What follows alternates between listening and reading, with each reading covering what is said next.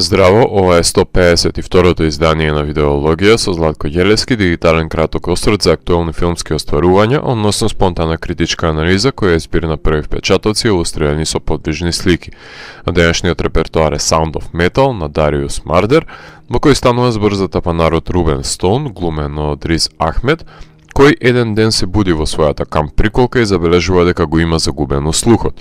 Тој живее заедно со девојка му која што пее и свири на гитара во неговиот бенд Black Gammon, а приколката ја користат за превоз од еден град во друг додека се на турнеја. Губитокот на слухот само ги начнува екзистенцијалните прашања кои ги занемарувал Рубен, меѓутоа исплевуваат на површина во мигот кога координатите на неговиот свет ќе се срушат. Кога ќе се одземе едно од сетилата кои се клучни за да може тој да ја извршува својата работна обврска, која преминала од пасија во начин на живот и обезбедување на некаква екзистенција, одеднаш го спречува да биде тоа што верувал дека е, односно тапанарот во бендот кој не е некој си кој знае колку славен, туку живее од свирка за свирка во малите клупчиња, издавајќи албуми, продавајќи мерчендайз, живеејќи од турнеи, што е пресликано од документирањето на турнеите на бендот Джусифер.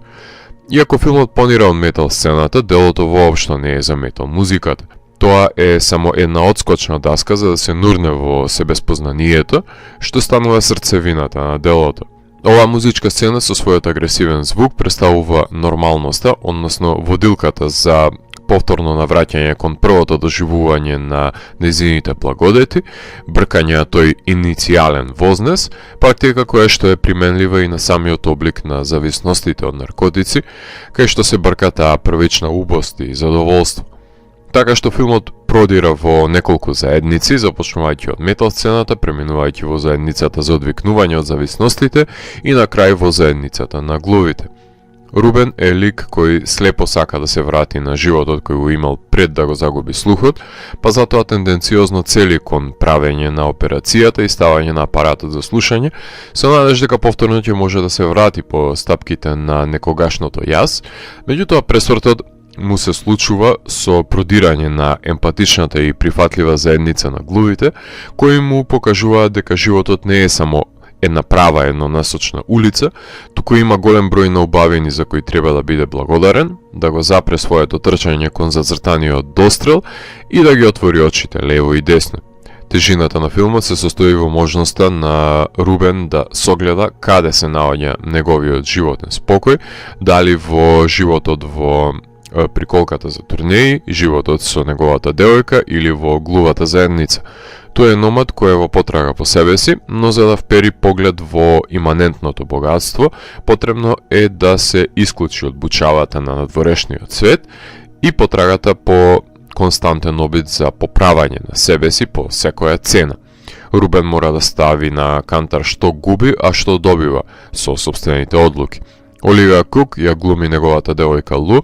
која кога ќе забележи дека Рубен се наоѓа во незавидна позиција, ќе интервенира во неговиот живот, барајќи ја соодветната помош од луѓето кои мора да го спречат да се препушти на очајот и автодеструкцијата, затоа што многу лесно е да се врати на иглата, иако не го гледаме дека воопшто се изложува на наркотици во текот на филмот.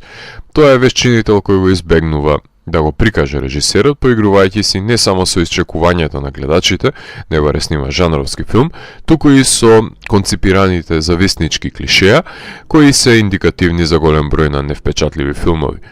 Рубен е борец, немирна душа, панкер кој не умее да ги сопре собствените пориви, кој мора да го репрограмира својот живот по иницијалниот шок, но уште едно пробудување, односно консеквенца на каузалниот след на неговите одлуки е бркањето од заедницата на глувите од страна на Пол Рици, односно членот на Hand of Doom, знаковниот трибют бенд на Black Sabbath, поради тоа што не име од корист, доколку не научил да се носи со предизвикот на губењето на сетилото за слух.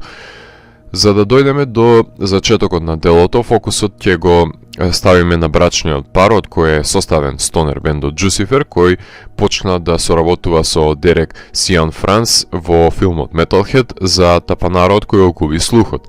Тие се глумеле себе си, бил работен во 2009 година, меѓутоа Сијан Франс фатил да ги работи Blue Valentine и The Place Beyond the Pines и оваа идеја останала во фиока, недоработена.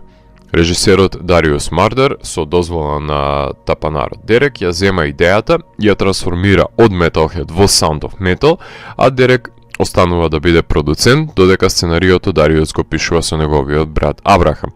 Режисерот Дариус Мардер доаѓа од документаристиката во играната форма, со оглед на тоа што во 2008 година го имаше реализирано филмот Лут, со кој ги кружеше фестивалите. Меѓутоа, методот на будно наблюдување го применува и врз неговите ликови од играниот филм, кај што ги обсервира неговите постапки од аспект на непристрасен воајер, со што му дозволува пристап на гледачот во неговата животна дилема. Тој користи и актери и актерки кои што се глуви и се бореле со зависностите од текот на нивниот живот за перформансот пред камера да биде сосема убедителен, во што и успева. Кинематограферот Даниел Боукет на Nothing Personal и Cowboy не ја одлепува камерата од рис, прикажувајќи го и во клаустрофобичната приколка, но и доловувајќи ја неговата изгубеност насреде отворениот простор во дворовите, кај што е самотен, пресликувајќи ја неговата енергична актерска изведба со снимање на неколку секвенци на рака. Немаме нагласен пристап во фокализацијата во прво лице, се до последниот кадар во кој заглавуваме во неговата кожа, затоа што во текот на действието го гледаме Рубен во трето лице, меѓутоа пристап имаме само до неговото аудитивно искуство. Тоа значи дека екипата која работела на дизајнот на звукот и тоа како треба да добие признание за нивниот удел во филмот, бидејќи успешно се воспоставува релацијата помеѓу тоа што го слуша Рис, тоа што го глуми и тоа што гледачот го гледа и слуша, како амалгаматор на тактилното поимање на делото, кој што го впива севкупниот корпус на аудио-визуелни информации кои ги еманираат творбата. За да нема дискрепанца се има погрижен данскиот монтажер на Фукунага, Микел Нилсен. Композициите на фоли артистот кои го користат и Инариту, и Вилнев, Ное и Кроненберг, Николас Бекер, стануваат воочливи во легурата со дизајнот на звук во сегментите во кои наслушнуваме придушени звучни осцилации и можеби во сцената во која Рубен ги греши сите можни зборови за време на тестовите и во неколку транзициони сцени, меѓутоа во останатиот тек на филмот се акцентираат звуците од обкружувањето. Филмот својата премиера ја имаше на ТИФ, односно на Интернационалниот филмски фестивал во Торонто, потоа играше во Цирих, Ротердам, Хамбург, Атина, EFI, пред да заврши на стриминг платформата на Amazon Prime.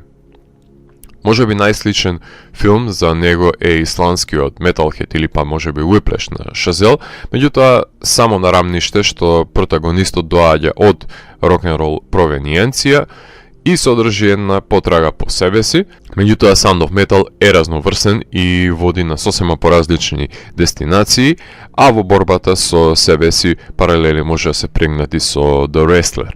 Доколку очекувате да гледате гласен филм за металец, тогаш филмот не е за вас. Амазон објавија дека ќе конкурираат на Оскарите со Оливија Кук за споредна женска улога, се надеваме дека ќе добие номинација, не само таа, туку и Риз Ахмед, кој што за улогата научи и знаковно писмо и научи да свири на тапани, конструирајќи и манир на движење за да биде убедителна физичката изведба на улогата, меѓутоа експресиите кои ги вади на површина во крупните кадри сведочат за неговата актерска вештина, наплив на фрустрација и непомирливост кои се раѓаат од безпомошноста на ликот, кој може да експлодира во секој момент. Актерот Метју Алмарик со себе понесе изнасилено влијание од европскиот арткаус сензибилитет, од каде го знаеме, што дополнително придонесува за непронаоѓање на себе си во европската буржуазија на саканата од страна на Рубен, символично илустрирано и со шумот од неразбирањето на говорот на посетителите на забавата низ уредот за слух. Симптоматичен е пределот во кој продира филмот, истакнувајќи ја драматуршката компонента поради која Рубен треба да се откаже од неговиот музички идентитет, да го потисне зависникот во себе, да оди против својата природа и да стане дел од заедницата на глувите, односно да ги прифати како што тие го прифатија. Прашањето е кое јас треба Рубен да го негира.